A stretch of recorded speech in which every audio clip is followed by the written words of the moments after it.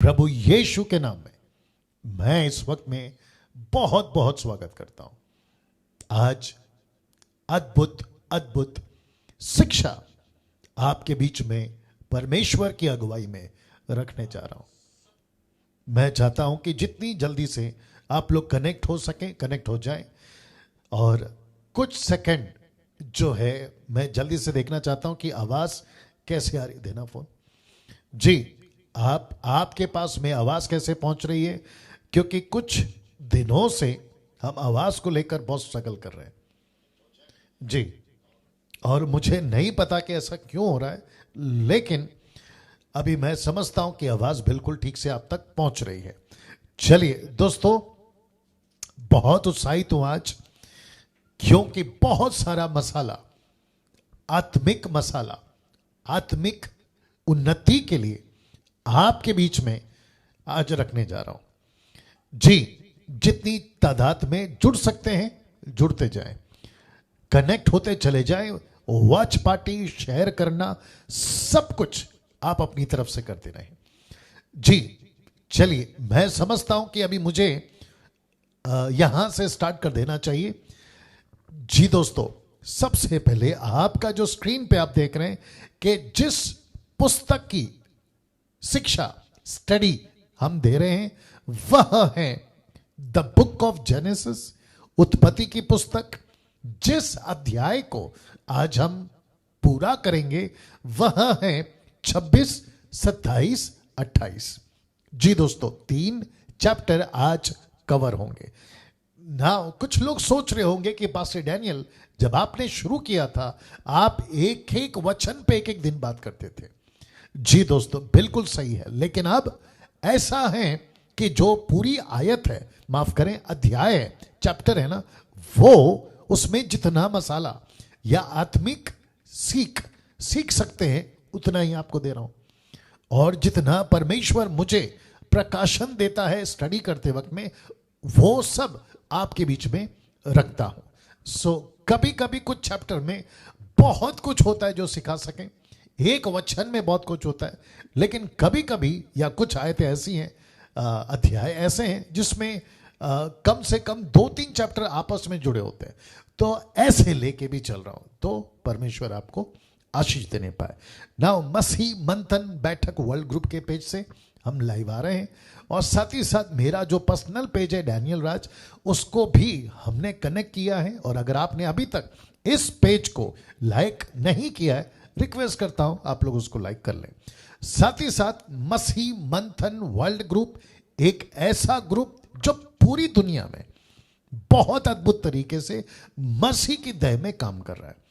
उसके साथ आप कैसे जुड़ सकते हैं? ये ऐप जिसका नाम है टेलीग्राम ऐप, और ये भारत का है, सिक्योर है, सुरक्षित है, और हम चाहते हैं आप लोग बड़ी तादाद में इसके साथ में जुड़ें, मसीह मंथन के साथ में जुड़ें।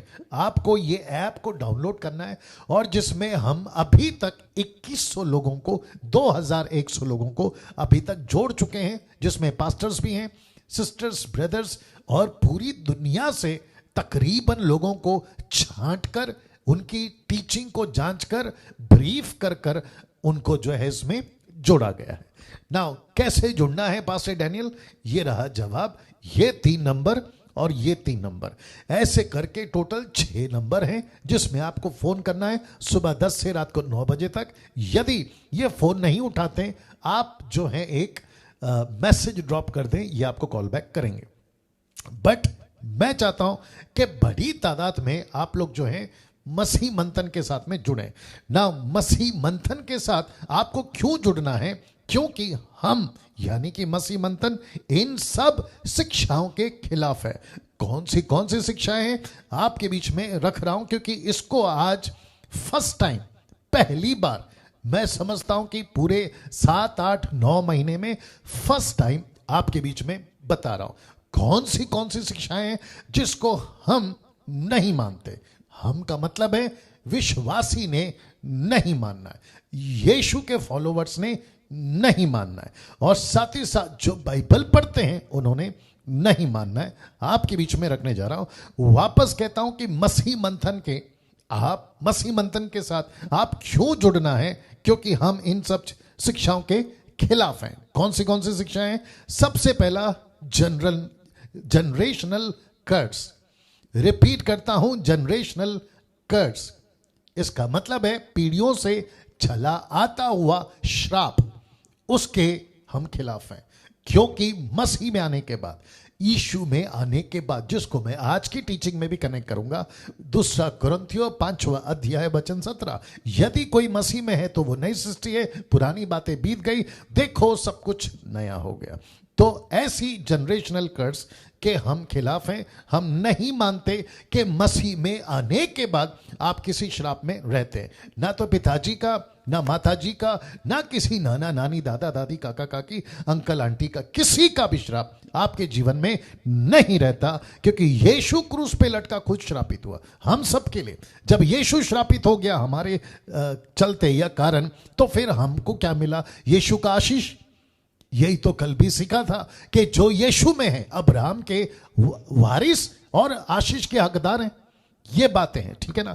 साथ ही साथ टाइथ, जिसको कहते हैं दशमांश, हम किसी प्रकार का दशमांश के ऊपर किसी प्रकार का जोर जबरदस्ती नहीं करते हैं। टाइथ क्यों? 10 क्यों? 20 दीजिए, 30 दीजिए, 40, 50, 100 दीजिए। 10 का चक्कर क्या है? ये व्यवस्था का है, ये इजरायलियों का है, ये यहूदियों का है, लेकिन हम अन्य जाति हैं। हम 2 कुरिन्थियों उसका 9वां अध्याय वचन 7 के अनुसार चलते हैं। लिखा है, हर्ष से दो, परमेश्वर के राज्य के लिए दो, जो कि पैसा मसीह मंथन को भी चाहिए, लेकिन किसी प्रकार का कोई जोर जबरदस्ती मसीह मंथन या मैं जो है इन शिक्षाओं के खिलाफ हो कि दान पे, मलाकी 3:10 पे किसी प्रकार का जोर जबरदस्ती नहीं होना चाहिए। तीसरा है 10 कमांडमेंट्स, जो कि 10 आज्ञा, इसको पालन करोगे आशीष आएगी। घर के दरवाजे पे, घर के दीवार पे लगा लो, चर्च के बैकग्राउंड जो है होता है ना जगह, स्टेज, उस पे लगा लो। आपको 10 आज्ञा पालन करनी है। क्यों? पूरी बाइबल पालन करो। 10 क्यों? और 10 का जो कॉन्सेप्ट है वो तो यहूदियों के लिए, वापस कहता हूं, हम तो अन्य जाति हैं, तो हम सब के लिए 10 नहीं, कंप्लीट बाइबल आज्ञा पालन है। साथ ही साथ साबात, चौथा साबात या सबत, विश्राम दिन, सैटरडे क्यों माने? वो भी यहूदियों का है। टंग्स, जो कि बहुत ज्यादा मैं समझता हूं कि मसीह को सबसे ज्यादा खराब किया है ये टंग्स, जिसको कहते हैं जिब्रिश। हम बाइबल की जितने भी दान है पवित्र आत्मा के, उसको स्वीकार करते, लेकिन ऐसा कोई दान जिसका जिक्र 1 कुरिन्थियों 12 अध्याय वचन 1 में पौलुस कह चुका है कि ऐसे किसी दान पर जो परमेश्वर की ओर से नहीं है उसको स्वीकार नहीं करे, क्योंकि दानों को परखो। और उसी के चलते ये बातें आपके बीच में रख रहा हूं। और फिर उसके बाद में women's can't be a pastor, ऐसी टीचिंग भी चलती है। और फिर एक ऐसा कॉन्सेप्ट लाया गया है जिसको कहते हैं वेलकमिंग होली स्पिरिट, मतलब पवित्र आत्मा आपका स्वागत है। क्यों भाई? जब पवित्र आत्मा पहले से अंदर है, जब पवित्र आत्मा पहले से अंदर है, आप बाहर से किसको बुला रहे हो? रिपीट करता हूं कि जिस दिन आप यीशु को स्वीकार करते हो उसी दिन आपको पवित्र आत्मा मिल जाता है। यह वचन कहती है, डैनियल राज नहीं। और इसके ऊपर मैं कितनी वीडियो बना चुका हूं। अच्छा, फिर कहते हैं कि मेरी अभी मीटिंग है, पवित्र आत्मा का स्वागत हो। तो फिर आप जब घर से निकले थे कौन सी आत्मा लेके निकले थे? वर्शिपर्स कहते हैं स्वागत पवित्र आत्मा, वेलकम होली स्पिरिट। तो फिर परमेश्वर पूछ रहा, बेटा तेरे अंदर जिस दिन तूने उद्धार पाया था, फिर वो कौन सी आत्मा है? जी, तो ऐसे किसी प्रकार की शिक्षा को हम नहीं मानते। साथ ही साथ स्लेइंग इन द स्पिरिट, मतलब हाथ रखना नीचे गिराना, हाथ रखना नीचे गिराना, इस प्रकार की बातों को भी हम नहीं मानते, ये शिक्षाओं को। लाफिंग इन द स्पिरिट, मतलब पवित्र आत्मा में भरकर हंसना। एक ऐसा निकला है और चेन्नई में बहुत चलता है, नाम नहीं लूंगा, आप लोग समझदार हैं, कहते समझदार को इशारा काफी है। ऐसी भी टीचिंग को हम मानते नहीं है, क्योंकि किसी प्रकार का ऐसा कोई out of the Bible, scripture के बाहर ऐसी कोई स्पिरिट नहीं है। वचन निकाल के बता दें, आप जो कहोगे हार जाऊंगा। फिर कहता है प्रेइंग फॉर बिलीवर्स, यानी कि विश्वासियों के लिए प्रार्थना वाली शिक्षा हम नहीं मानते। प्रार्थना विश्वासियों ने खुद करना है। जिस दिन आपका उद्धार होता है उसी दिन आपको प्रार्थना करना खुद यीशु से सीखना होगा। जी, किसी प्रकार की कोई पुस्तक नहीं है, किसी प्रकार का कोई क्या कहते हैं ना स्ट्रक्चर नहीं है, ऐसे प्रार्थना करो, बिल्कुल नहीं। आपका यीशु मित्र है और जैसे मित्र से बात करते हैं, पिता से बात करते हैं, वैसे आपको परमेश्वर से प्रार्थना करना है। फिर लिखा है selling things by his name, मतलब चीजों को परमेश्वर के नाम पे बेचना, जैसा कि 200 रुपए की पानी की बोतल, 200 रुपए की तेल की बोतल, फिर रुमाल, या फिर सेवकों की फोटो, या फिर किसी प्रकार का घड़ी, या फिर साथ ही साथ ऐसी कोई चीज है। यीशु जैसे ब्रांड बन गया, जैसे बॉलीवुड, हॉलीवुड, टॉलीवुड में सलमान खान, अमिताभ बच्चन, शाहरुख खान, ये एक ब्रांड है ना, उनकी फोटो लगाओ, उनका नाम लगाओ, आप शैम्पू बेचो, साबुन बेचो, परफ्यूम बेचो, कपड़े बेचो, कुछ भी बेचो और बिकती है। वैसे ही मसीह लोगों ने भी यीशु को ब्रांड बना दिया। बोला यीशु की फोटो लगाओ, यीशु का नाम लगाओ, जीसस और फोटो, दैट्स इट, बिक जाएगी। और मूर्ख लोग, मसीह समाज में मूर्ख लोग, सिस्टर्स, ब्रदर खरीदते हैं जाके। अब वो क्या चीज है नहीं पता, बोला यीशु की फोटो है, यीशु का नाम है, खरीद लो। गलत बात है, हम इसके खिलाफ हैं। साथ ही साथ नॉन बिब्लिकल स्पिरिचुअल एक्सपीरियंसेस, बोला मैं प्रार्थना कर रहा था, मुझे कुछ महसूस हुआ, मेरे हाथ बजने लगे, मेरा बॉडी शेक होने लगा और मैं नीचे जमीन पे लोटपोट होने लगा। ऐसे किसी प्रकार के नॉन बिब्लिकल एक्सपीरियंसेस को, जिसको कहते हैं सुपरनैचुरल, अलौकिक, उसके भी हम खिलाफ हैं, क्योंकि ऐसा कुछ नहीं होता। पवित्र आत्मा किसी के अंदर जबरदस्ती, जैसे दुष्ट आत्मा पकड़ती है ना, आदमी हरकत करता है, वैसे नहीं करता।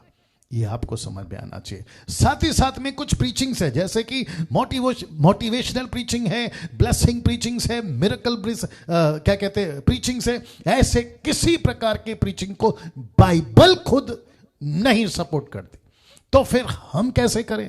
कहते हैं मोटिवेशनल प्रीचिंग, परमेश्वर आपको आगे बढ़ा रहा है। अरे भाई, परमेश्वर खुद बैठा है आपको आगे बढ़ाने के लिए, आप उसके राज्य को आगे बढ़ाओ, आपको सब कुछ मिल जाएगा। फिर कहते हैं blessing, double portion of blessing, दुगना आशीष। क्यों चाहिए? जब परमेश्वर कहता है मेरे राज्य की खोज करो, सब चीजें तुम्हें मिल जाएगी, तो फिर इसके पीछे हम क्यों भागें?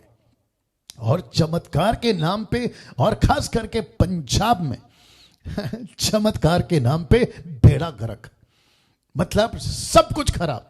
बोला चमत्कार होगा, अभी होगा, हाथ रखो, टीवी पे हाथ रखो, आपके फोन पे हाथ रखो, अभी चमत्कार होगा। ऊपर से परमेश्वर बोलता है इस बेटी या बेटे की जिंदगी में चमत्कार करने के लिए मैं उसका बाप बैठा हूं ना, हमको एजेंट की क्यों जरूरत है? और फिर कहते हैं चमत्कार तब होगा जब आप अपना सब कुछ दे दोगे। तो परमेश्वर के राज्य में बो, जिसको कहते हैं प्रेयर सीड, प्रार्थना का बीज, कहां से लेकर आइए कॉन्सेप्ट। तो ऐसे सब शिक्षाओं के मसीह मंथन मैं खुद खिलाफ हूं। और ये रहा आखिरी, जो कि कहते हैं कॉलिंग पापा, मतलब किसी को अपना पापा बुलाना, किसी को अपना आत्मिक पिता बुलाना। मेंटर होना बहुत जरूरी है, मैं उसके खिलाफ नहीं हूं। आपको कोई सिखाए, मैं उसके खिलाफ नहीं हूं। लेकिन अगर कोई कहता है कि मेरा ये आत्मिक पिता है, ये मेरा आत्मिक पप्पा है, फिर यीशु का शिक्षा क्या थी? यीशु ने कहा पृथ्वी पे किसी को अपना पिता, बाप, फादर नहीं बुलाना। पौलुस का कॉन्सेप्ट, उसका कॉन्टेक्स्ट, संदर्भ टोटल अलग है उस शिक्षा से जो कॉलिंग पापा वाले बुलाते हैं। जी, इसके ऊपर भी वीडियो बना चुका हूं ना। साथ ही साथ दोस्तों, मैं जानता हूं कि आज मैंने टाइम लिया इंट्रोडक्शन के लिए। जितने पास्टर्स हैं हम आपका स्वागत करते हैं, लेकिन कल्ट ग्रुप के नहीं होने चाहिए। ओनली जीसस, जेहोवा विटनेस, माता यरूशलेम, सर्वशक्तिमान, बिजली चमकना, साउथ कोरिया वाली टीचिंग, और साथ ही साथ इल्यूमिनाटी, सैटेनिक चर्च, ऐसे किसी प्रकार की शिक्षा को हम नहीं मानते। आपके बीच में अभी से बता देते हैं, और साथ ही साथ ऐसों को स्वीकार भी नहीं करेंगे। लेकिन अगर आप उनमें नहीं है, आपका स्वागत है। विशेष करके महिलाएं जो सेविकाएं करना चाहती हैं, आपका तो बहुत स्वागत है, क्योंकि हम चाहते हैं कि कई महिलाएं परमेश्वर के राज्य में बढ़ चढ़कर काम करें। जिन भाई बहनों के पास में कलीसिया नहीं है, मसीह मंथन ऑनलाइन में उन सब का स्वागत करता है। मसीह मंथन वर्ल्ड ग्रुप ऑनलाइन चर्च की जो समय की जानकारी ये रही आपके बीच में, पंजाबी, तेलुगु, ओडिया, मराठी, बंगाली, गुजराती, तमिल, इंग्लिश, कन्नड़ा, नेपाली, और ये रहा हिंदी और इंग्लिश साथ में ट्रांसलेशन के, और ये चलाता हूं मैं, आता हूं हर संडे 8 से 9 बजे तक। हम चाहते हैं कि आप लोग बड़ी तादाद में इन सब के साथ में जुड़ें ना। मैं चाहता हूं साथ ही साथ जितनी महिलाएं हैं उन सब के लिए अच्छी खबर है कि हर शनिवार 10 से 7, सुबह के 10 से शाम के 7 बजे तक उनको प्रचार का मौका दिया जा रहा है। और आप यदि प्रीचिंग करना चाहते हैं, आपको इस बहन को कॉल करना। जी, ये रहा आपके स्क्रीन के ऊपर, आपको इनको कॉल कर, मैं कुछ सेकंड रख रहा हूं जी, आपको इनको कॉल करना ना, मुझे कॉल कर सकते हैं, ये मेरा नंबर है, दोपहर 2 से शाम 6 बजे तक। और एक नंबर विनंती है, मुझे प्रार्थना निवेदन नहीं देना है, बल्कि प्रार्थना खुद करना चाहिए। आप अपनी बाइबल से प्रश्न पूछिए, अपनी समस्या नहीं बताना। साथ ही साथ मेरा चैनल है, यूट्यूब चैनल, उसको सब्सक्राइब कर लीजिए, आइकन बेल दबा लीजिए अगर आपने अभी तक चैनल को सब्सक्राइब नहीं किया। ये रहा आखिरी, फिर उसके बाद वचन से बात करेंगे ना। ये रहा दशमांश या पैसा या दान जी, और मैं चाहता हूं कि इसके बारे में मैं बताऊं। पैसा बहुत जरूरी है सेवा के लिए, मिनिस्ट्री के लिए।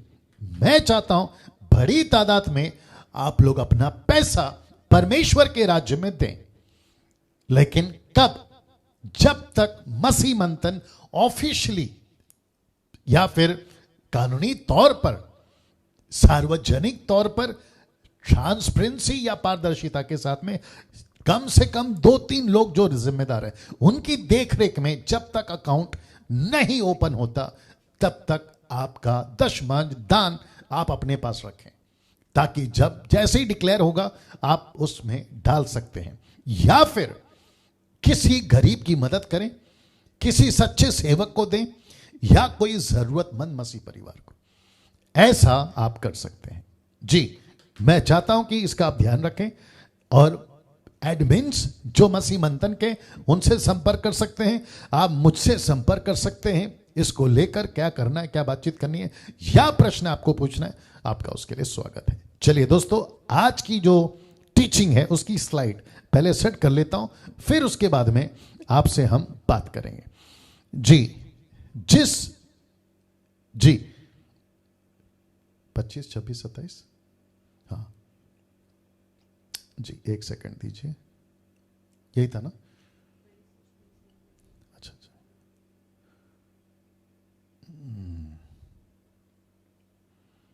एक सेकंड दीजिए दोस्तों, ये आ गया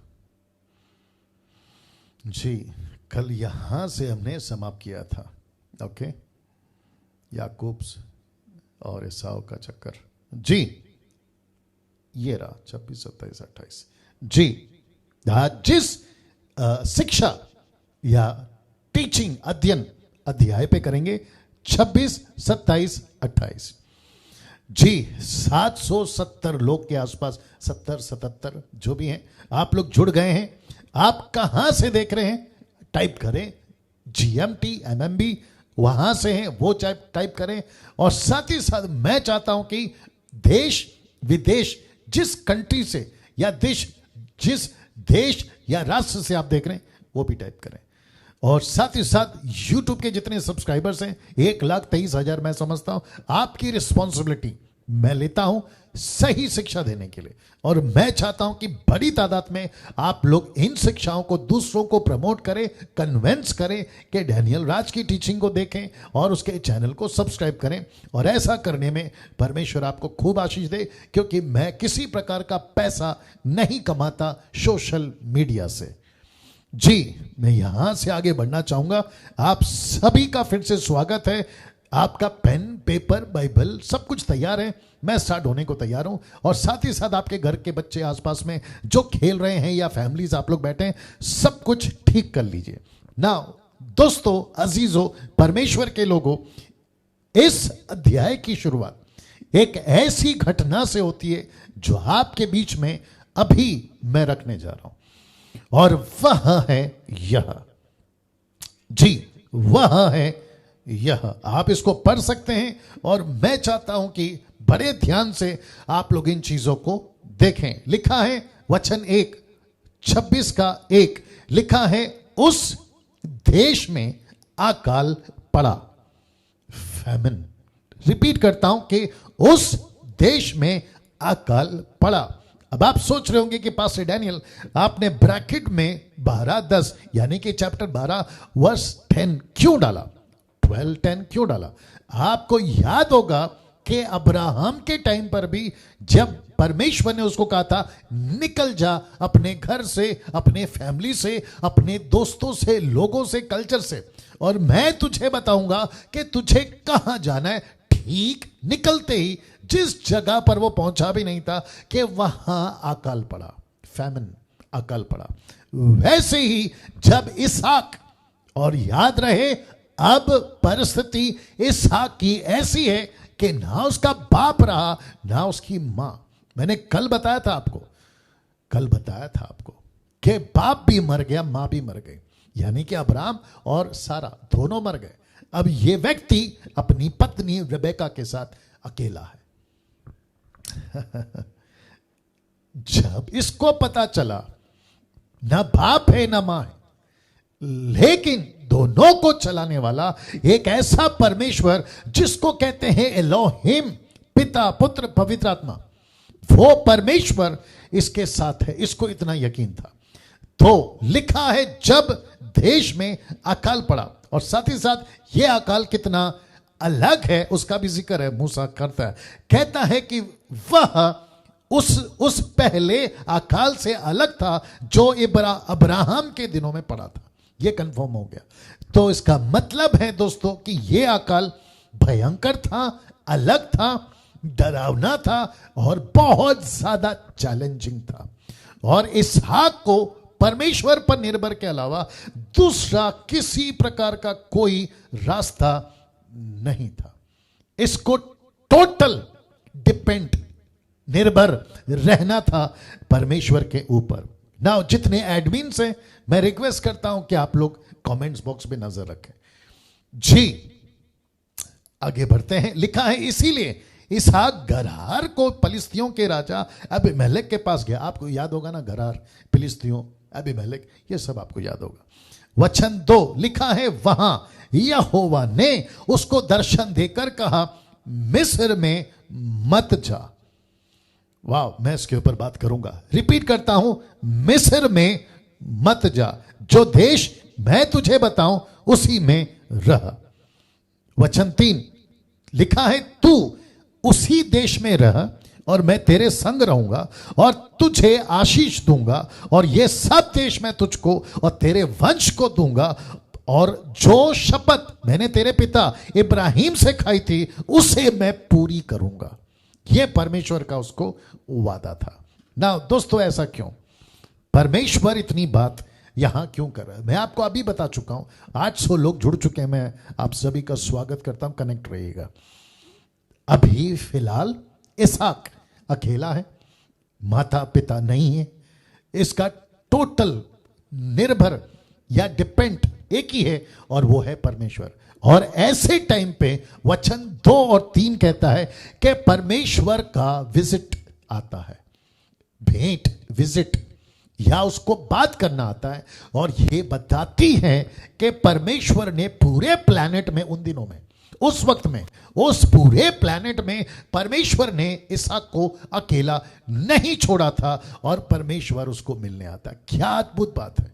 वैसे ही आप जिस देश, जिस गांव, जिस शहर या जहां भी हैं, आपके घर में परमेश्वर आपको यह बताना चाहता है कि तू या अकेला या अकेली नहीं, मैं तेरे साथ हूं। यह बात हमें पता चलती है ना, क्योंकि मुझे टीचिंग देना है और आपको बहुत सारी बातें बतानी है। इस अभी तक जितनी आयतें पढ़ी हैं, यहां 5 बातें हैं। जी दोस्तों, लिखता है 5 बातें। और याद रहे, परमेश्वर पहली बार इसहाक से बात कर रहा है, फर्स्ट टाइम। जी फर्स्ट टाइम उससे बात कर रहा है। जी टोटल 5 बातें। तो सबसे पहले उस देश में अकाल क्यों पड़ा, यह बात करता हूं। सबसे पहले क्यों पड़ा ना, शहर के पाप के कारण। दूसरा, इसहाक का टेस्ट स्टार्ट, यहां से होता है और यहां से इसहाक को परिपक्व भी होना होगा। तो ये 3 बातें, शहर के पाप के कारण इसहाक का टेस्ट स्टार्ट हो रहा है और यहां से इसहाक को परिपक्व होना होगा, मैच्योर, परिपक्व, मैच्योर, सिद्ध होना होगा।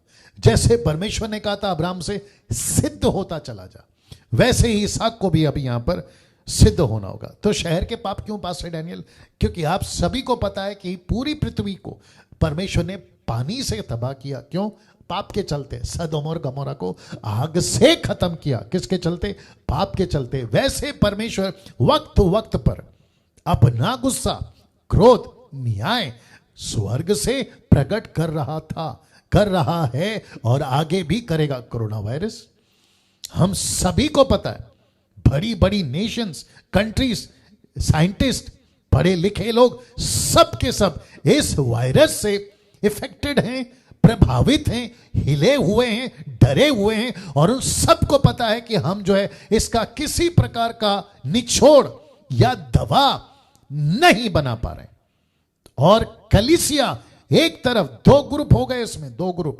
एक मुझ जैसे जो मानते हैं ये परमेश्वर का न्याय है, क्योंकि पृथ्वी पूरी तरह से जैसे सदोम और गमोरा उस वक्त में थी। इसकी वीडियो बना चुका हूं, कम से कम 3 लाख से भी ज्यादा लोग देख चुके, अगर मैं गलत नहीं हूं। ऐसी न्याय या जजमेंट वक्त वक्त पर परमेश्वर डालता रहता है। इसहाक का टेस्ट यहां से स्टार्ट होता है। अब उसको डिपेंड रहना है, प्रभु तेरे लिए जीऊंगा, तेरे लिए राज्य का काम करूंगा, तेरे लिए जहां तू कहेगा वहां जाऊंगा, तेरे लिए। ये टेस्ट स्टार्ट होता है और साथ ही साथ यहां पे इसहाक को परिपक्व, मैच्योर या अपनी मैच्योरिटी दिखानी होगी। मैं कितना विश्वासी हूं, मेरा प्रार्थना का जीवन कैसा है, जैसे मेरे पिताजी अब्राहम चले थे मैं ऐसा चल पाऊंगा क्या? ये सब चीजें इसहाक को प्रूफ करना है जी।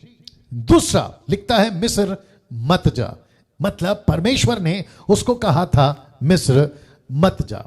परमेश्वर बताना चाहता था कि जो पानी, अनाज, इज्जत, घर मिस्र में मिलेगी वो मैं तुझे यहीं दूंगा। ये मेरे को बहुत अच्छा लगा। वापस आते हैं, मिस्र मत जा, मिस्र मत जा। क्यों? क्योंकि देखो अब्राहम को मना नहीं किया था, अब्राहम को बोला जा, वो गया, मिस्र में रहा, आप सभी इस बात को जानते हैं। लेकिन इसहाक को मना किया क्योंकि परमेश्वर बताना चाहता है इसहाक को कि तुझे लगता है कि मिस्र में, यूसुफ के टाइम पे फिर मिस्र में जाना पड़ा पूरी दुनिया को, क्योंकि 7 साल अच्छी अनाज और 7 साल अकाल, क्या बोलते हैं, किसी प्रकार का किसी कोई अनाज नहीं। उसको हम देखेंगे जब हम आगे आएंगे आयतों में 37 से आगे, ठीक है ना। लेकिन यहां पे इसहाक को मना किया मिस्र नहीं जाना। क्यों? बड़े ध्यान से सुनिएगा दोस्तों। वो इसीलिए क्योंकि उस वक्त में एक चलन था कि सबसे अच्छा अनाज अगर कहीं मिलता है मिस्र में। मैं आपको दूसरा कारण बताता हूं, क्योंकि मिस्र के पास में नदियां की नदियां थी पानी की, उन्हें बारिश का इंतजार नहीं करना पड़ता था। उनके पास में इतना पर्याप्त मात्रा में पानी था कि वो वहां पर आराम से अपना अनाज उगाते थे। वहां की जो जमीन थी वो भी अच्छी थी और उसी के चलते इसहाक को लगा अगर मैं मिस्र जाता हूं वहां सब कुछ ठीक होगा। लेकिन परमेश्वर ने मना किया। और यह भी मुझे बताती है कि परमेश्वर कभी कहता है जा, कभी कहता है मत जा, कभी कहता है मार, कभी कहता है मत मार। इस अब्राहम और इसहाक आपको याद आ गया होगा। ऐसा क्यों? परमेश्वर की मर्जी। और मिनिस्ट्री में भी हमें किसका सुनना है? परमेश्वर का सुनना है।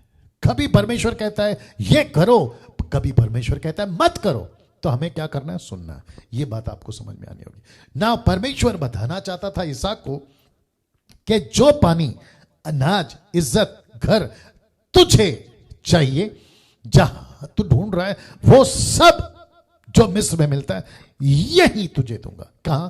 फिलिस्तीन में। और कौन सी जगह? गरार, वहां पे दूंगा। क्या बात है दोस्तों, क्या अद्भुत है परमेश्वर, कितना महान है और क्या कार्य करता है। मैं ये सारी चीजें आपके बीच में इसलिए बता रहा हूं क्योंकि परमेश्वर अगर इसहाक के साथ कर सकता है वो आपके साथ भी कर सकता है। ये आपके बीच में रखना चाह रहा हूं, वो हम सबके साथ कर सकता है। आप कौन सी परिस्थिति में मुझे नहीं मालूम, आपकी क्या हालत है मुझे नहीं मालूम, और मैं चाहता हूं कि आप ये सीखें कि परमेश्वर हर परिस्थिति में आपकी सहायता कर सकता है। इसी के लिए मैंने कहा था जब हम स्टार्ट कर रहे थे ना, मैंने कहा मोटिवेशनल, ब्लेसिंग, मिरेकल, हम इन सब चीज के पीछे नहीं भागते, बल्कि ये सब चीजें हमारे पीछे भागती है। और यही सीखना होगा मसीहों को, यही सीखना होगा महाराष्ट्र के लोगों को, पंजाब के लोगों को, गुजरात के लोगों को, साउथ के लोगों को, और पूरी दुनिया को, जितने मसीह पाए जाते हैं उन सभी को। तो ये रहा दूसरा कारण। तीसरा, तुझे आशीष दूंगा। खुद परमेश्वर कह रहा, याद रखो, तुझे आशीष दूंगा। चौथी बात, जो देश मैं तुझे बताऊं उसी में रह। और पांचवी बात, मैं तेरे संग रहूंगा। क्या बात है! ऐसा किसको कहता है परमेश्वर? बहुत ध्यान से सुनना, सबको नहीं, बल्कि उसी को कहता है जिसको वो चुनता है। उसी को संतान कहता है जिसने यीशु पर विश्वास किया और यीशु की आज्ञाओं के अनुसार चलता है। जो पौधा परमेश्वर ने नहीं लगाया उसको उखाड़ दूंगा, वचन कहता है मत्ती 15:13। जी दोस्तों, क्या बात है! नाउ परमेश्वर ने यह सब क्यों कहा था? यह आपको जवाब देता हूं कि परमेश्वर ने यह सब क्यों कहा था। क्योंकि जो जो अब्राहम ने सामना किया था वो सब इसहाक करने वाला हो या वाला है, वो सब कुछ इसहाक करने वाला है।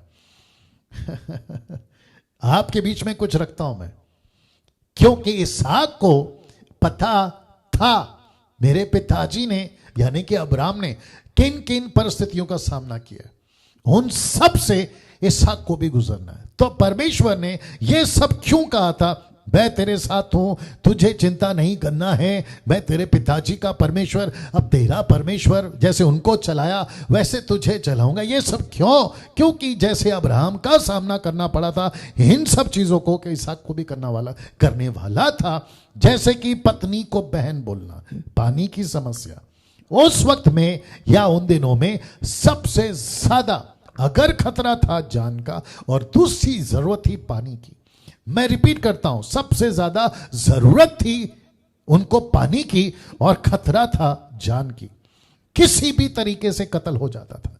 वो राजा दूसरे राजा को मारना या युद्ध पे लूट का उठा लिया जाना, आप सब जानते हैं, मैं ये सारी बातें बता चुका हूं। और उसी के चलते और परदेश में रहने के लिए घर, ये सब चीजें इसहाक अपने जीवन में सामना करने पर ही था कि परमेश्वर ने कहा मत डर, मैं तेरे साथ हूं। क्या बात है ना दोस्तों! इसको देखिए, वचन 4 लिखा है, और मैं तेरे वंश को आकाश के तारे गण के समान करूंगा, और मैं तेरे वंश को ये सब देश दूंगा, और पृथ्वी की सारी जातियां तेरे वंश के कारण अपने को धन्य मानेंगी। वचन 5, क्योंकि अब्राहम ने मेरी मानी थी। अगर तू ऐसा करेगा तो मैं तुझे भी आशीष दूंगा। उसका मतलब यह है, साथ ही साथ जो मैंने उसे सौंपा था उसको और मेरी आज्ञाओं, विधियों, व्यवस्था का पालन किया। किसने? अब्राहम ने। वचन 6, इसीलिए इसहाक गरार में रह गया। क्या बात है! मैं रिपीट करता हूं कि इसहाक गरार में फिलिस्तियों के बीच में रह गया और वो मिस्र नहीं गया। यहां पे इसहाक पास हो गया। जी, वचन 7 लिखा है, जब उस स्थान के लोगों ने उसकी पत्नी के विषय में पूछा, तब उसने यह सोचकर कि यदि मैं उसको अपनी पत्नी कहूं तो यहां के लोग रबिका के कारण, जो परम सुंदरी है, मुझको मार डालेंगे। उत्तर दिया, वह तो मेरी बहन है। अब आपको पता चला होगा कि एग्जैक्टली ऐसा ही कुछ किया था किसने? ऐसा ही कुछ किया था किसने? अब्राहम ने। ऐसा ही कुछ किया था अब्राहम ने। मुझे नहीं पता मूसा इसको क्यों लिखा और परमेश्वर ने इसको क्यों कहा मूसा लिखो, ताकि इस्राएलियों को पता चले। मैं समझता हूं इसका सबसे बड़ा कारण यह बताना चाहता है परमेश्वर कि इसहाक हो या अब्राहम हो, किसी भी देश में चले जाओ, वहां तुमको जब अपने जान की चिंता हो या डर हो, मैं मर सकता हूं, ऐसे टाइम पर मैं तुम्हारी रक्षा करूंगा। मैंने आपको अभी बताया, ये देख लीजिए, मैंने आपको अभी बताया ये सब। लिखा है ना, परमेश्वर ने ये सब क्यों कहा था, मैं तेरे साथ हूं मत डर, क्योंकि जो अब्राहम से सामना किया था, जो अब्राहम ने सामना किया था, वो सब इसहाक करने वाला है। वो चाहे पत्नी को बहन बोलना हो, पत्नी पानी की समस्या हो, परदेश में घर के लिए रहने की जगह हो, ये सब कुछ वो सामना करने वाला था और ये सामना भी वो कर रहा है। इसलिए तो लिखा है कि जैसे ही वहां के लोगों ने पूछा ये कौन है, तो उसने कहा डर के, ये कौन है, बोला ये मेरी बहन है, जबकि वो उसकी पत्नी थी। अब वचन 8, जब उसको वहां रहते हुए बहुत दिन बीत गए, तब एक दिन फिलिस्तियों के राजा अबीमेलेक ने खिड़की में से झांक कर क्या देखा कि इसहाक अपनी पत्नी के साथ में, पत्नी रिबेका के साथ में क्रीड़ा मतलब प्रेम कर रहा था। जब उसने ऐसा देखा, वचन 9, तब अबीमेलेक ने इसहाक को बुलाकर कहा वह तो निश्चय तेरी पत्नी है, फिर तूने क्यों उसको अपनी बहन कहा? इसहाक ने उत्तर दिया, मैंने सोचा था कि ऐसा ना हो कि उसके कारण मेरी मृत्यु हो, मुझे तुम लोग मार दो। वचन 10, अबीमेलेक ने कहा तूने हमसे यह क्या किया? ऐसा तो प्रजा में से कोई तेरी पत्नी के साथ सहज से कुकर्म कर सकता था, मतलब तेरी पत्नी के साथ गलत काम कर सकता था और तू हमको पाप में फंसा सकता था। रिपीट टेलीकास्ट लग रहा है, रिपीट टेलीकास्ट। जो एग्जैक्टली अब्राहम के साथ हुआ था वैसा ही इसहाक के साथ हो रहा है, वैसा ही इसहाक के साथ हो रहा है। तो इसका मतलब यह है, वचन 11, इसको पढ़ लेते हैं, मैं फिर आपको बताऊंगा। इसीलिए अबीमेलेक ने अपनी प्रजा को आज्ञा दी, जो कोई उस पुरुष को या स्त्री को छुएगा वह निश्चय मार डाला जाएगा। अब इसको कहते हैं परमेश्वर की ओर से प्रोटेक्शन, परमेश्वर की ओर से सुरक्षा। और यह सब का रिजल्ट यह निकला कि उसी देश जिसको कहते हैं फिलिस्तीन गरार, यह आराम से रह सकता है, पत्नी भूलकर रह सकता है, जैसे अब्राम सारा को भूलकर रहा। और वहां भी परमेश्वर ने प्रोटेक्ट किया और यहां भी परमेश्वर ने प्रोटेक्ट किया। अब इसको देखिए, इसहाक ने वो ही सब कुछ रिपीट किया जो अब्राम ने किया था। अब इसको देखो, तो क्या ये जनरेशनल कर्स है? रिपीट करता हूं, कुछ लोग कहते हैं जैसा बाप के साथ होता है वैसे बेटे के साथ होता है। अगर बाप को डायबिटीज है तो बेटे को डायबिटीज है, अगर बाप का किडनी फेल है तो बेटे का किडनी फेल है। आ रही है ना बात समझ में? तो फिर पूछूंगा, जैसा अब्राम ने किया वैसे इसहाक ने रिपीट किया। ये आपके बीच में रख दिया मैंने। तो इसका मतलब है, क्या ये जनरेशनल कर्स है? आपके नॉलेज के लिए बता दो, जो मैं पहले भी बता चुका हूं, 2 कुरिन्थियों 5:17, यदि कोई मसीह में तो वह नई सृष्टि है, पुरानी बातें बीत गई, देखो सब नया हो गया। सब कुछ नया हो गया। यह कैसे जनरेशनल कर्स हो सकता है? वापस रख रहा हूं, कैसे हो सकता है? और ऐसी टीचिंग के खिलाफ मसीह मंथन है मैं हूं, और वो 10% जो मैं समझता हूं मेरी तरह प्रचार करते वो भी होंगे। हम यीशु में अगर आ गए मैं रिपीट करता हूं, ऐसा एक वचन निकाल के बताइए जहां लिखा हो, न्यू टेस्टमेंट वालों से बात कर रहा हूं और न्यू टेस्टमेंट के कॉन्टेक्स्ट से बात कर रहा हूं, जहां लिखा हो कि पूर्वजों का श्राप आपके ऊपर आएगा, बल्कि लिखा है जो मसीह में वो आशीष का हकदार है। इफिसियों 1:3, यही तो लिखा है ना, स्वर्गीय स्थानों में सब प्रकार की आशीष दे दी गई, ऑलरेडी दे दी गई है। तो हम श्राप के अधीन का है? हां, श्राप के अधीन कब होते हैं? पाप के अधीन कब होते हैं? जब हम परमेश्वर से दूर होते हैं। आप जब परमेश्वर के नजदीक है तो पाप कैसे आ सकता है? आई मीन श्राप कैसे आ सकता है? या तो ये वचन आपने देख लिया, कॉन्सेप्ट क्लियर हो गया, मैं समझता हूं।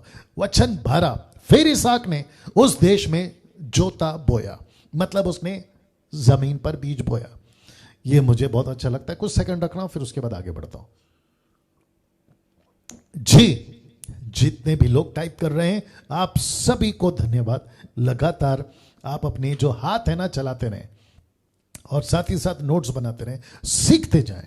जी दोस्तों, वापस आता हूं। लिखा है फिर इसहाक ने उस देश में जोता बोया, और लिखा है और उसी वर्ष में, बहुत ध्यान से सुनिएगा, लिखा है उसी वर्ष में 100 गुना फल पाया। कितना गुना, ब्रैकेट कर दिया, कितना गुना, 100 गुना। और यहोवा ने उसको आशीष दी। अब आप सोचिए, जिसके खेत में बीज, वो चाहे कोई भी अनाज का हो, मतलब या जो भी अनाज हो जी, उन सब का कितना गुना, 100 गुना, 100 फोल्ड, 100 गुना। क्या ऐसी आशीष कभी कहीं पढ़ने में आती है? यह जगह पे आती है। और कौन से देश में? दूसरों के देश में, फिलिस्तीन में। किसको? एक ऐसे व्यक्ति को जिसका ना बाप है ना मां है, लेकिन बाप और मां का परमेश्वर उसके साथ है। मैं यही तो समझा रहा हूं आपको। आप भी कहीं से भी आते हैं, आप अकेले नहीं हैं। और परमेश्वर कहता है 100 गुना फल। मैं रिपीट करता हूं, सबको नहीं, सबको नहीं, उसी को जो उसके मिशन में है, उसी को जो उसके ट्रैक पे है, उसी को जो उसकी इच्छा पर है। जी दोस्तों, यह गलत फहमी आपको निकालनी होगी कि सब परमेश्वर के बच्चे नहीं। रोमियो 8:14 हमेशा याद रखना, वही जो पिता की, पवित्र आत्मा की मर्जी पर चलते हैं। That's it. वचन 13 लिखा है, वह बड़ा और उसकी उन्नति होती चली गई, यहां तक कि वह बहुत धनी पुरुष हो गया। क्या बात है! जब बाइबल रिकॉर्ड करती है ना धनी पुरुष हो गया, तो इसका मतलब है सच में वो धनी हो गया। अब इसकी धन संपत्ति 100 गुना फल। और वचन 14, जब उसके भेड़ बकरी गाय बैल बहुत से दास दासी हुए। वचन को ध्यान से देखिएगा, वचन 14 कहता है, तब फिलिस्ती उससे डाह करने लगे। जलन, इसको कहते हैं जलन। इसको कहते हैं दूसरों की उन्नति को देखकर तकलीफ में आना। और फिलिस्ती अबीमेलेक के जितने भी लोग थे उस शहर के, सबको जलन हो गई। अब जरा ध्यान दीजिएगा, क्या फिलिस्तीन अबीमेलेक आशीषित नहीं थे? मतलब उनके तरीके से थे। क्या वो गरीब थे? नो। क्या उनके पास पैसा नहीं था? बिल्कुल था। क्या उनकी जमीन पे अनाज नहीं आता था? बिल्कुल आता था। लेकिन ऐसा क्यों लिखा है कि फिलिस्ती उससे डाह करने लगे, जलने लगे, उसको, उनको छिड़ा गई? क्यों? इसका मतलब है कि इनको इतना मिला, इतना पैसा मिला, इतनी प्रॉपर्टी हो गई। किसको? इसहाक को। बाप रे! इतनी ब्लेसिंग किसने दी? परमेश्वर ने, जिसने ये कहा था, मत डर, मिस्र में मत जा, वो रास्ते पे मत जा, मैं तुझे यही आशीष दूंगा। और देखो क्या आशीष है। मैं कुछ सेकंड रख रहा हूं, क्या आशीष है! क्या ऐसी आशीष, ऐसी ब्लेसिंग, ऐसा 100 गुना फल आप चाहते हैं? ऑफ कोर्स मैं चाहता हूं, आप चाहते हैं, हम सब चाहते हैं। लेकिन परमेश्वर पूछ रहा है, मेरी मर्जी पे चलेगा, मिस्र नहीं जाना, यहीं रहना। क्या ऐसी आज्ञा पालन करते हैं? आपको पता है ब्लेसिंग के साथ में क्या चलती है? ओबीडियंस। वापस रिपीट करता हूं, ब्लेसिंग के साथ में चलती है ओबीडियंस। अगर ओबीडियंस है तो ब्लेसिंग है। कुछ लोग क्या करते पता है? ब्लेसिंग दे, आशीष दे, आशीष दे। कुछ तो गाने तक बना दिए, आशीष दे, आशीष दे। ऊपर से परमेश्वर कहता है कि बेटा आशीष का आशीष ही दूंगा, लेकिन पहले मेरी आज्ञा पालन कर। क्या बात है दोस्तों! कैसा लग रहा है? कैसा लग रहा है जी? आपको टाइप करके बताना होगा, या जैसी आपकी प्रतिक्रिया देनी है दिखाइए। आपका थंब, आपका हार्ट, उसको तो जारी रखिए। हमेशा कहता हूं, मैं रिपीट करता हूं, ब्लेसिंग चाहिए, बिल्कुल चाहिए। ओबीडियंस, आज्ञा पालन, मिस्र मत जाना। और उसने किया, उसने आज्ञा पालन किया, मिस्र नहीं गया। वाह! मुझे ये लाइन है ना, आपको फिर से बताने दीजिए। लिखा है, फिलिस्ती उससे डाह करने लगे। मेरा एक प्रश्न है, क्या इसमें इसहाक की गलती है? नो। क्या इसमें इसहाक का मेहनत था? नो। क्या इसमें इसहाक का कुछ भी है? नहीं। सब कुछ किसका है? परमेश्वर का। परमेश्वर ने कहा ये करेगा, ये मिलेगा। उसने किया और उसको मिला। तो फिलिस्तीन को डाह क्यों? वैसे ही जो लोग मुझे अभी सुन रहे हैं, या आपके साथ कभी ऐसा होता होगा, मैं आप सभी को कहना चाहता हूं कि जितने भी आपसे जलते हैं ना, उनको जलने दो। वापस आता हूं कि जितने भी, मैं याकूब के टाइम पे आपको कुछ बताऊंगा, जितने भी आपसे जलते हैं ना, जलने दो। जिनको डाहा करना है करने दो, जिनको छिड़ना है छिड़ने दो, जिनको आपके ऊपर किसी प्रकार का खुशी नहीं है, उनको तकलीफ है, होने दो। लेकिन आप एक चीज जरूर करना, परमेश्वर का साथ कभी नहीं छोड़ना। मैं आपको सच बताता हूं, वह आपको मिट्टी से, धूल से, कीचड़ से, जमीन से आपको ऊंचा उठाने की ताकत रखता है। जिसको कहते हैं ना, फर्श से अर्श, गटर से अटर तक पहुंचा सकता है। क्या बात है दोस्तों, कैसा लग रहा है? टाइप करके बताते रहे। वाह कुछ लोग मुझसे भी जलते हैं। बोला डैनियल भाई, आपकी वीडियो को लोग इतना क्यों देखते हैं? और फिर चर्च को अनाउंसमेंट कर कर कहते हैं कि डैनियल राज की वीडियो नहीं देखना। क्या है? डाह, जलन। कुछ लोग मेरे अगेंस्ट में वीडियो बनाते हैं और मुझे इससे रद्दी भर भी किसी प्रकार की चिंता नहीं है। तुमको जो करना है तुम करते रहो, मुझको जो करना है मैं करता रहूंगा, और उस परमेश्वर को जो करना है वो करता रहेगा। अगर आप सही हैं, मेरे जो अगेंस्ट में वीडियो बनाते हैं, अगर तुम सही हो, परमेश्वर आपके पक्ष में, अगर मैं सही हूं, मेरे पक्ष में। इतनी सी बात हम आप सभी के बीच में रखना चाहते हैं ना दोस्तों। वचन 15, इसीलिए जितने कुओं को, इनकी दुश्मनी देखो अब यहां स्टार्ट हो रही है। लिखा है इसलिए जितने कुओं को, यानी कि कुआं वेल, जितने कुओं को उसके पिता इब्राहिम के दासों ने अब्राहम के जीते जी खोदा था, उनको फिलिस्तियों ने मिट्टी से भर दिया। इसको रख रहा हूं उनको मिट्टी से भर दिया। अब दुश्मनी देखो कितनी तगड़ी है, किस हद तक या किस सीमा तक इनकी दुश्मनी देखिए। इनको तकलीफ, इनको जलन, इनको दुश्मनी निकालनी है, तो उन्होंने क्या किया कि जितने कुएं अब्राहम ने खोदे थे ना, उन सब के ऊपर मिट्टी डाल दिया। बोला बंद। अब इनको क्या लगा पता है? साथ ही साथ मैं आपको कनेक्ट करूंगा, साथ ही साथ तब अबीमेलेक ने इसहाक से कहा, हमारे पास से चला जा, हम तेरी तरक्की नहीं देख सकते, हम तेरी उन्नति नहीं देख सकते, तेरी ब्लेसिंग्स नहीं देख सकते, तेरी आशीष नहीं देख सकते। और ऐसे ही आपके साथ में भी होता होगा। आपको नौकरी से निकाल दिया जाता होगा, आपके बिजनेस पार्टनर ने आपको धोखा दे दिया होगा, आपको सोसाइटी, समाज, पड़ोस में रिश्तेदार, आपके रिलेटिव्स में आपको निकाल दिया होगा। ऐसा सब कुछ आपके साथ हुआ होगा। चिंता मत करो, क्योंकि जिसने एक कुआं दिया वो 100 दे सकता है। क्या बात है दोस्तों। और लिखा है अबीमेलेक ने कहा मेरे पास से चला जा। शब्द देखिए, क्योंकि तू हमसे बहुत सामर्थी हो गया है। My goodness. एक दिन पहले आता है, उनके इलाके में जाता है, फिलिस्तियों के इलाके में जाता है, तहलका मचा के आता है। क्या आदमी है ये? कौन? इसहाक, आइजैक, इसहाक। ऐसा क्यों? क्योंकि उसके साथ परमेश्वर था। यही वजह है, उसके साथ परमेश्वर था। मैं वापस कहता हूं, रोमियो 8 का 32, 31 और 32 कहता है, यदि परमेश्वर हमारी ओर है, हमारा विरोधी कौन हो सकता है? See that.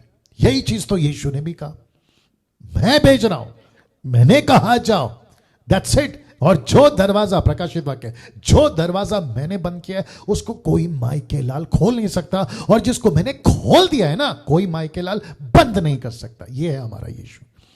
तो चिंता किस बात की? डर किस बात का? फिक्र किस बात की? निराशा किस बात की? चिंता किस बात की? डंके की चोट में सेवा करो, डंके की चोट में गांव में रहो, शहर में रहो, नेशंस में रहो, और किसी के बाप से डरने की जरूरत नहीं है, अगर परमेश्वर आपके साथ है और आप परमेश्वर के साथ सही हो। That's it. लिखा है, क्योंकि तू हमसे बहुत सामर्थी हो गया। वचन 17, अंत इसहाक वहां से चला गया और गरहार की घाटी में अपना तंबू खड़ा करके वहां रहने लगा। इसहाक को पता था, बड़े ध्यान से सुनना, इसहाक को पता था, इसहाक को पता था, इसहाक को पता था, इसहाक को पता था, जो मुझे इस जगह पे फिलिस्तियों के सामने अगर आशीष दे सकता है, तो वो मुझे दूसरी घाटी में भी ब्लेसिंग दे सकता है। उसको मालूम था इसलिए लिखा है वो चुपचाप चला गया। ये अच्छा लगा मेरे को। वचन 18 लिखा है कि तब जो कुएं उसके पिता अब्राहम के दिनों में खोदे गए थे, अब्राहम के मरने के पीछे फिलिस्तियों ने भर दिए थे, उनको इसहाक ने फिर खुदवाया। इसहाक ने फिर खुदवाया। क्यों? क्योंकि उसको पता था कि बाप के चलते जो परमेश्वर कुएं से पानी निकाल सकता है, वही परमेश्वर मेरे बाप का, उसके बेटे का परमेश्वर बनकर भी निकाल सकता है। और एग्जैक्टली क्या हुआ देखो, उनको इसहाक ने फिर खुदवाया, उनके वे ही नाम रखे जो उसके पिता ने रखे थे। फिर इसहाक के दासों को घाटी में खोदते खोदते बहते बहते जल का एक सोता मिल गया। बहते जल का एक सोता मिल गया।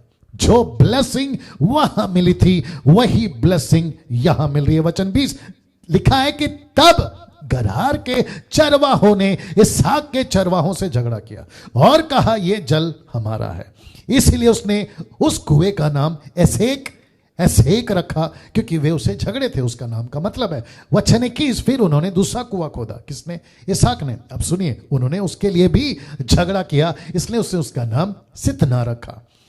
अब वचन 22 लिखा है तब उसने वहां से निकलकर एक और कुआं खुदवाया। एक और वाह, वापस आते हैं। लिखा है तब उसने वहां से निकलकर एक और कुआं खुदवाया और उसके लिए उन्होंने झगड़ा नहीं किया। अब आप पूछोगे क्यों? और इसीलिए उसने उसका नाम यह कहकर रहोबोत रखा, जिसका मतलब है रहोबोत, अब तो यहोवा ने हमारे लिए बहुत स्थान दिया है और हम इस देश में फूले फलेंगे। मैं आपको और एक बता देता हूं कि उन्होंने झगड़ा क्यों नहीं किया। मैं आपको बताता हूं, क्योंकि उनको पता चल गया फिलिस्ती को टक्कर देने वाला इसहाक हमको क्या टक्कर देगा। एक कुआं खोदता है, हम उसमें मट्टी डालते हैं, ये दूसरा खोदता है, वहां से पानी निकलता है, ये करता चला जाएगा, हम कब तक इसके साथ में लड़ेंगे। उन्होंने अपने हाथ उठा लिए, बोले भैया अब तुमको जो करना है करो, हम तुमसे झगड़ा नहीं करेंगे। ये है परमेश्वर के तरीके का जवाब। वाह वापस आता हूं, यह है परमेश्वर के तरीके का जवाब। आपके लिए एक रास्ता रोकेंगे, आपके लिए एक दरवाजा बंद करेंगे, आपको एक मोहल्ले से हटाएंगे, आपको एक शहर से भगाएंगे, आपकी एक जगह की मिनिस्ट्री बंद करेंगे। कुछ लोगों ने पास्टर्स अपना जो मूर्तिजापुर में मिनिस्ट्री करती हैं, हमारे ग्रेस मिनिस्ट्री के बैनर में, उनको भी कुछ लोगों ने कहा अब तो तुम्हारी मिनिस्ट्री बंद हो गई, अब तो तुमको सेवा देखते कैसे होगा, अब कहां गए तुम्हारे 20-25 हजार। ऐसी बातों से अब आपको बताने दूं, अभी आपको बताने दूं, अगर एक शहर या एक ग्राउंड अगर बंद होता है, परमेश्वर उसका दुगना खोल सकता है, दे सकता है। जहां 25 आते थे वहां 50 आ सकते हैं, लाख आ सकते हैं। यह काम परमेश्वर का है। और मैं वापस बता दूं कि जिसके लिए परमेश्वर ने दरवाजा खोला है, कोई माई के लाल बंद नहीं कर सकता। वाह कैसा लग रहा है दोस्तों? टाइप करके बताते जाएं, कैसे लग रहा है? ये है आपका परमेश्वर।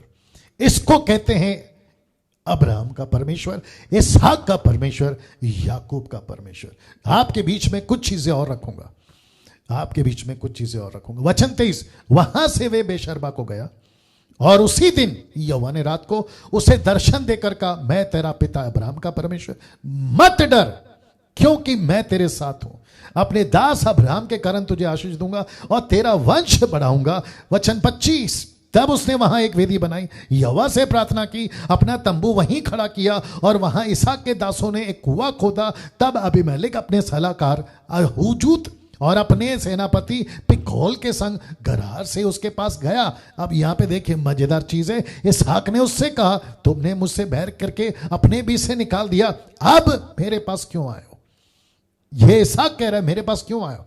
वचन 28 उन्होंने कहा, शब्द पे ध्यान दीजिए, लिखा है उन्होंने कहा, हमने तो प्रत्यक्ष देखा है। प्रत्यक्ष आंखों देखी बात कह रहा है, प्रत्यक्ष देखा है कि यहोवा तेरे साथ रहता है। कौन कह रहा है? अविश्वासी। फिलिस्तीन का राजा अबीमेलेक, उसके साथ में उसका सलाहकार अहूजूत आकर कहता है, पिकोल आकर कहता है, प्रत्यक्ष रूप में हमने देखा है कि तेरा परमेश्वर यहोवा तेरे साथ रहता है, इसीलिए हमने सोचा कि तू तो यहोवा की ओर से धन्य है। अंत हमारे तेरे बीच में शपथ खाई जाए, अब्राहम के साथ में भी किया था, शपथ खाई जाए और हम तुझसे इस विषय की वाचा बंधाएं कि जैसे हमने तुझे नहीं छुआ वरना तेरे साथ केवल भलाई ही की है, तुझको कुशल क्षेम से विदा किया, उसके अनुसार तू भी हमसे कोई बुराई ना करेगा। वचन 30, तब उसने उनको भोज दिया, मतलब उनके लिए खाना बनाया, उनको भोज दिया, उन्होंने खाया पिया। और 31 कहता है सवेरे उन सभी ने तड़के उठकर आपस में शपथ खाई, तब इसहाक ने उनको विदा किया और वे कुशल क्षेम से उसके पास से चले गए। वचन 32, उसी दिन इसहाक के दासों ने आकर अपने खोदे हुए कुएं का वृत्तांत सुनाकर कहा, बड़े ध्यान से सुना, हमको जल का एक सोता मिला है। वाह, रिपीट करता हूं, क्या लिखा है कि हमको जल का एक सोता मिला है। वचन 33, तब उसने उनका नाम शीबा रखा, इसी कारण उस नगर का नाम आज तक बेशर्बा पड़ा है। इसका मतलब है खाना मिल गया, पानी मिल गया, शेल्टर घर मिल गया, इज्जत मिल गई, दुश्मन दोस्त बन गए। अबीमेलेक दुश्मन था ना, दोस्त बन गया। ये सब कब किसके साथ होता है? उसी के साथ जो परमेश्वर के साथ चलता है, जो परमेश्वर के साथ चलता है। वाह जी। अब इसको सुनिए, इन सब के बीच में इसहाक और रेबेका को चिंता देने वाला एक लड़का जिसका नाम है एसाव। वचन 34 लिखा है, जब एसाव 40 वर्ष का हुआ तब उसने हित्ती बेरी की बेटी यहूदित और हित्ती एलोन की बेटी बसमत को ब्याह लिया, और उन स्त्रियों के कारण इसहाक और रेबेका के मन को खेद हुआ। ये बीच में उसके खुद के बेटे ने वो काम किया जो उचित नहीं था। अध्याय 27, मेरे साथ बने रहें, बहुत मजा आएगा जी। लिखा है इस अध्याय में आपको पूरा परिवार एक चीज के पीछे भागता हुआ मिलेगा, और वह है आशीष, और सब कुछ हो रहा है छुप छुप के। मैं आपको बताता हूं कैसे जी, सब कुछ हो रहा है छुप छुप के। वापस पढ़ता हूं इस अध्याय में, अध्याय 27 में। इस अध्याय में आपको पूरा परिवार एक चीज के पीछे भागता हुआ मिलेगा, और वह है आशीष, ब्लेसिंग। किसकी? अब्राहम से इसहाक के ऊपर, इसहाक से याकूब के ऊपर, ऐसी वाली आशीष। लिखा है और सब कुछ हो रहा है छुप छुप के। कैसे बताता हूं। इसहाक का एसाव को आशीर्वाद देने की योजना, एक पद 1 से लेकर 5 तक। याकूब द्वारा आशीर्वाद चुराने की योजना 6 से 24 तक। याकूब को आशीर्वाद मिलना 25 से 29 तक। आशीर्वाद के लिए एसाव का निवेदन 30 से 40 तक। याकूब का एसाव के डर से भागना 41 से 46 तक। और ये 1 से लेकर 46 तक का ये चैप्टर है, जो कि मैं वर्स बाय वर्स नहीं जा सकता, इसलिए सब कुछ आपके स्क्रीन के ऊपर डाल दिया जी। कुछ सेकंड दीजिए जी, मेरे साथ बने रहे, मेरे साथ बने रहे। लिखा है यहां ऐसा क्यों हो रहा था, क्वेश्चन मार्क, और साथ ही साथ कौन गलत है। वापस आते हैं, ये सब कुछ इसहाक का एसाव का आशीर्वाद देने की योजना, याकूब द्वारा आशीर्वाद चुराने की योजना, याकूब को आशीर्वाद मिलना, आशीर्वाद के लिए एसाव का निवेदन, याकूब का एसाव से डरकर भागना, यहां ऐसा क्यों हो रहा था। और दूसरा क्वेश्चन, कौन गलत है? बाप गलत है एसाव, जिसने याकूब की ब्लेसिंग एसाव को दी। मां गलत है, जिसने झूठ बोलकर एसाव को याकूब को कहा कि एसाव के पास जाओ, माफ करे इसहाक के पास जाओ और कहो कि मैं याकूब नहीं एसाव हूं। उसका कपड़ा और उसकी जैसा खाना सब कुछ रेबेका ने क्यों किया? तो तीसरा प्रश्न, माफ करे तीसरा जो 2 सवाल है उसका जवाब, यहां कौन गलत है? जवाब है कोई नहीं जी, जवाब है कोई नहीं। मैं आपको बताता हूं क्यों। साथ ही साथ आपको यह भी बताता चलूं कि सब कुछ अपोक्लिप्टिक है, चिन्ह के रूप में, दर्शन के रूप में, दृष्टांत के रूप में, जो परमेश्वर करता आ रहा है और जिसकी योजना परमेश्वर ने बनाई उसको पूरा करना है। और साथ ही साथ लिखा, याद है अध्याय 25 22 से लेकर 23 में, परमेश्वर ने, माफ करें, रेबेका ने जब परमेश्वर को पूछा, मेरे पेट में ये 2 बच्चे आपस में झगड़ रहे हैं, मेरी हालत खराब है, मैं मर सकती हूं, इसके पीछे कारण क्या है? परमेश्वर ने रेबेका को क्या कहा था, याद है जी? तो परमेश्वर ने कहा था कि जो छोटा बेटा है वो बड़े के ऊपर अधिकार करेगा। याद आ गया? तो इसका मतलब है कि याकूब का आशीष याकूब को ही मिलना है। वाह, अच्छा लगेगा, सुनते रहिए। याकूब का आशीष याकूब को ही मिलना है, लेकिन ऐसा बाप बीच में आ गया जिसकी तो आंखें कमजोर है, एक शारीरिक आत्मिक भी कमजोर हो गई, और उसको एसाव का खाना मटन अच्छा लगता था। उसके प्यार में पड़कर उसने कहा कि तुझे देता हूं ब्लेसिंग। लेकिन बीच में आई, फोटो स्क्रीन पे नजर रखिए, बीच में आई एक मां बीच में आई एक मां, और मां ने वो ही किया जो उसने सुना था। और साथ ही साथ एसाव के साथ तो ऐसा होना ही था, क्योंकि एसाव ने तो खुद अपनी आशीष बेच दी या खो दिया, आपको याद होगा जी। अब मैंने इसलिए तो कहा ना कि यहां पे गलती किसकी है? किसी की नहीं। दूसरे शब्दों में किसी ने किसी के साथ में धोखा नहीं किया, सब कुछ परमेश्वर के योजना के अनुसार चल रहा था। और मैंने जैसे कहा ना कि मां बीच में आई, इसका आत्मिक मतलब है कलीसिया को बीच में आना होगा कि किसको रखना है और किसको नहीं। वाह, वापस आते हैं कि किसको रखना है और किसको नहीं, और कलीसिया को पता लगाना है कि कौन सही है और कौन गलत जी। तो ये अध्याय यहां पे समाप्त होता है। ये रहा आखिरी अध्याय, आज का 28वां अध्याय जी। इसका जिक्र होता है याकूब का लाबान के पास भेजा जाना। वचन 1, तब इसहाक ने याकूब को बुलाकर आशीर्वाद दिया और आज्ञा दी, तू किसी कनानी लड़की को नया ब्याह लेना।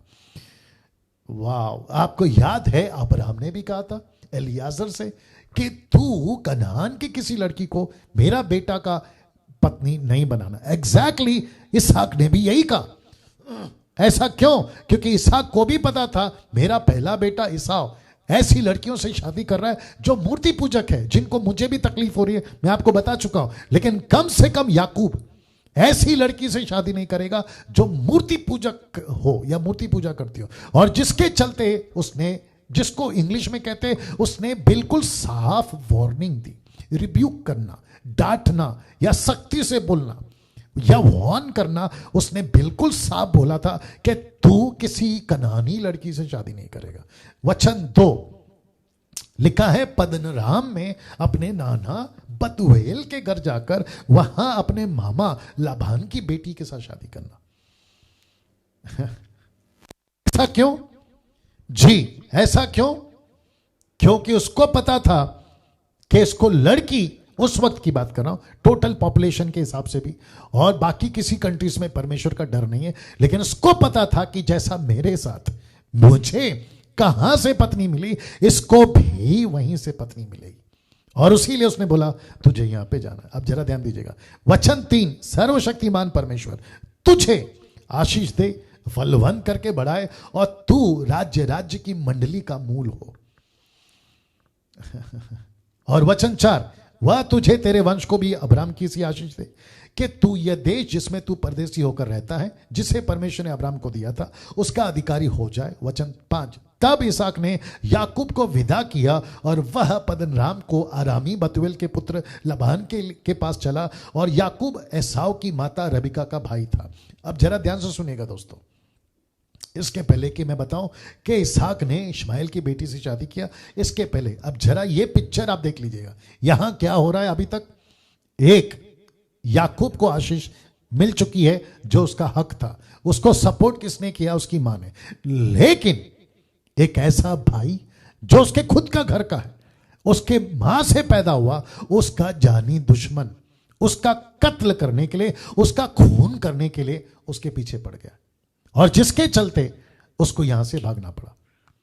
अब एक पिक्चर या दृश्य आपके दिमाग में डालिए।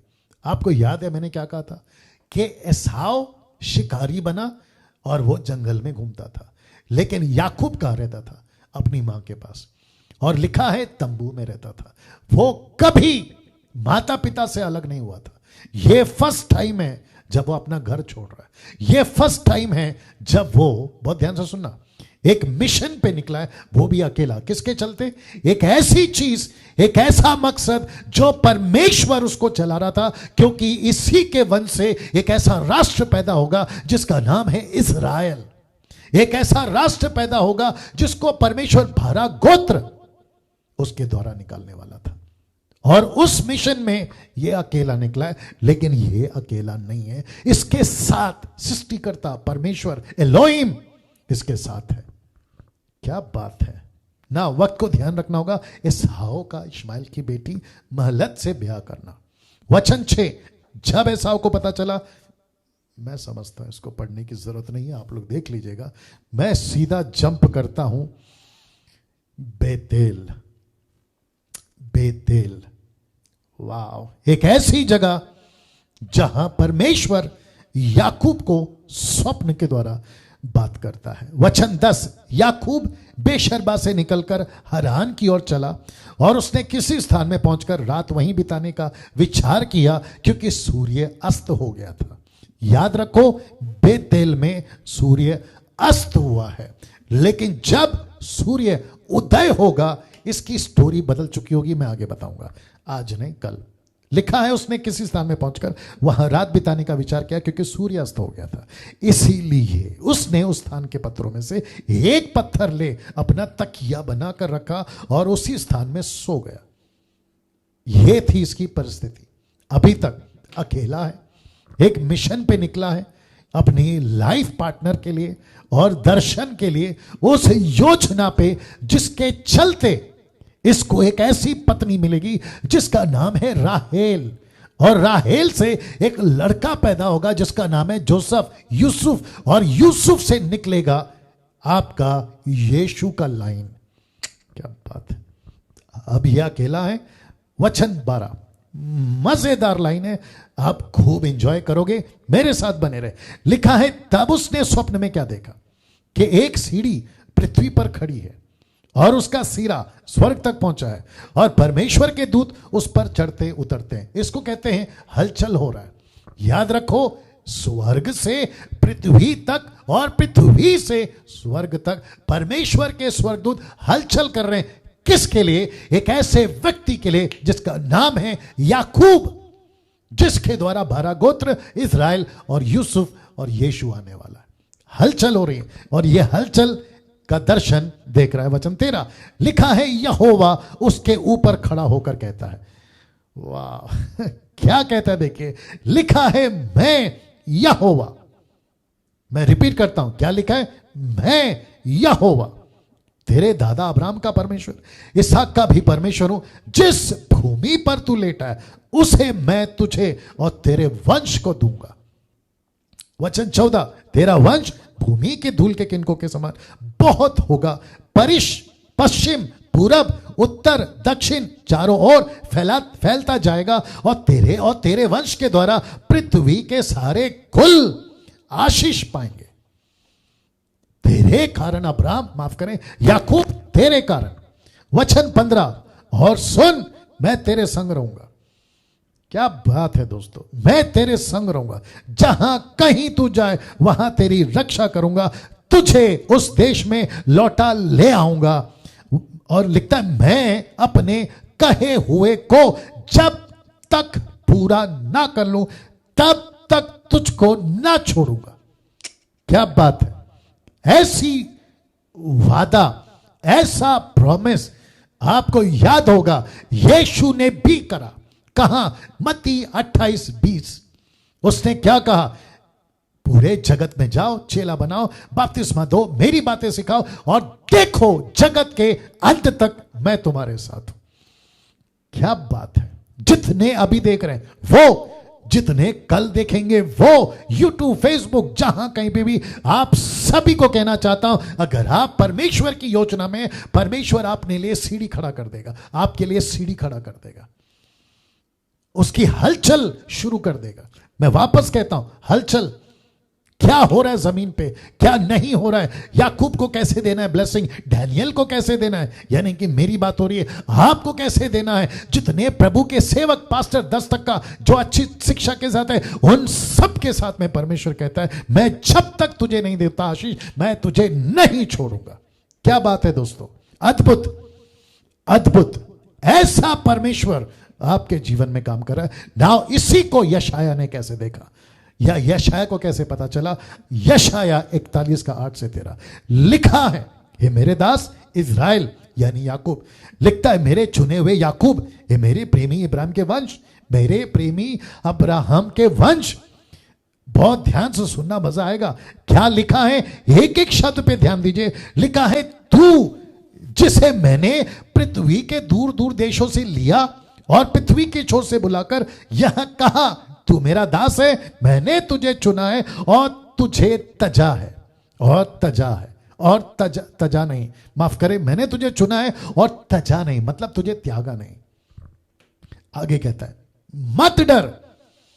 वाह कितनी बार बोलता है परमेश्वर, जिसके लिए योजना बनाता है, मत डर क्योंकि मैं तेरे संग हूं, इधर उधर मत ताक क्योंकि मैं तेरा परमेश्वर हूं। अब आगे सुनिए, मैं तुझे दृढ़ करूंगा, तेरी सहायता करूंगा, अपने धर्मी मैं दाहिने हाथ से मैं तुझे संभाले रखूंगा। देख, जो तुझसे क्रोधित हैं वे सब लज्जित होंगे। अमेजिंग जिसको तुझको देखकर गुस्सा आता है, लिखा है, जो तुझे क्रोधित हैं वे सब लज्जित होंगे।